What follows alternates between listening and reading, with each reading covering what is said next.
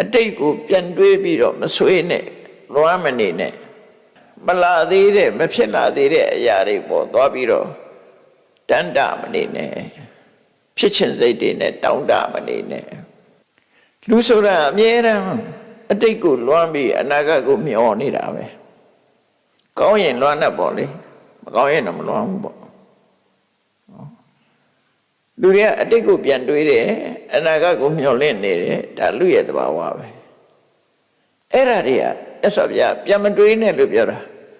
သမိုင်းဆရာတွေကတော့အတိတ်မတွေးလို့ဘယ်လိုလုပ်သိမှာတော့လို့ပြောမယ်အဲ့ဒါသမိုင်းလုပ်ငန်းဝိပဿနာတရားအထုတ်ရင်မတွေးနဲ့လို့ပြောတာနော်ဝိပဿနာတရားအထုတ်ပြီးဆိုရင်အတိတ်ကိုပြန်ပြီးတော့ပြန်တွေးပြီးလွမ်းဆွေးနေလို့ကတော့အလကားပဲလေမရသေးတာကိုလည်းပဲမျောလင့်တန်တာပြီးတော့မနေနဲ့တဲ့ဘာဖြစ်လို့တော့ဆိုအကြောင်းပြတော့အတိတ်ဆိုတာကုန်ခဲ့ပြီလေတဲ့မရှိတော့ဘူးလေဟုတ်တယ်အတွေးထဲမှာသာရှိတော့တာတကယ်မရှိတော့ဘူးလေတိတ်ဆိုတာအဲ့တော့မရှိတော့တာကိုပြန်လွမ်းနေတယ်လို့ဖြစ်နေကြုံတော့ကြုံခဲ့တာပဲဒါပေမဲ့အခုရှိသေးလားမရှိဘူးမနေ့တုန်းကလူတယောက်နဲ့တွေ့ခဲ့တယ်ဟုတ်တယ်မနေ့တုန်းကတော့တွေ့တာရှိတယ်ဒါပေမဲ့ဒီကနေ့ပြန်စဉ်းစားတဲ့အခါရှိမှမရှိတာမရှိတာကိုပြန်တွေးနေတဲ့အတိတ်ပဲဖြစ်သွားတယ်အရေးမရအဖမရပြီးခဲ့တာပြန်တွေးနေစတ္တတိတံပဟိနန္တံအတိတ်ဆိုတာကုန်ခဲ့ပြီတဲ့ဘာမှမရှိတော့ဘူးအပတ္တိသအနာဂတံအနာဂတ်ဆိုတာရောက်မှမရောက်သေးတာချွတ်တင်ပြီးတော့စဉ်းစားနေတာဒါစီးပွားရေးလှုပ်တာမဟုတ်ဝိပဿနာတရားတော့တာစီးပွားရေးလှုပ်တဲ့လူကတော့အနာဂတ် plan နေချရမှာပေါ့နှစ်ပြန်ပဲသွားမယ်ဆိုရစီမံကိန်းနေချဒါကတခြားကိစ္စဝိပဿနာလှုပ်တဲ့ပုဂ္ဂိုလ်အတွက်ဟောတာဒါနော်အဲ့ဒါလိုလဲခွဲခြားပြီးတော့ကြည့်ပေါ့အဲ့တော့ဝိပဿနာလှုပ်ပြီးဆိုရင်အတိတ်ကိုပြန်ပြီးတော့နှစ်သက်တန်တာမနေနဲ့အနာဂတ်ကိုလည်းမျှော်လင့်မနေနဲ့အတိတ်ဆိုတာပြီးခဲ့ပြီမင်းပြန်ယူလို့မရတော့ဘူးအနာဂတ်ဆိုတာမင်းလက်ထက်မရောက်သေးဘူးနှစ်ခုစလုံးဟာပြီးတာနဲ့မရသေးတာနဲ့တူတူပဲမဟုတ်လားဘာမှမရှိဘူးဆိုတာသိနေအတိတ်ကလည်းမရှိတော့ဘူးလေ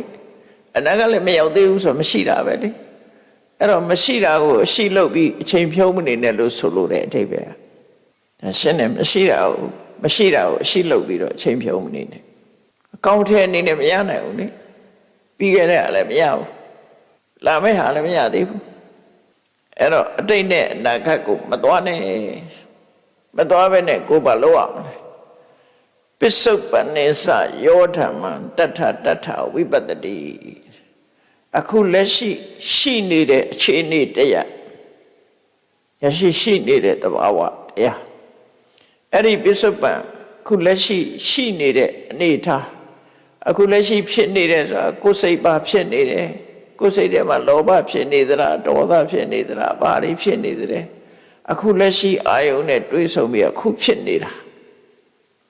အဲ့ဒီဖြစ်နေတဲ့အခိုက်ကလေးမှာတဲ့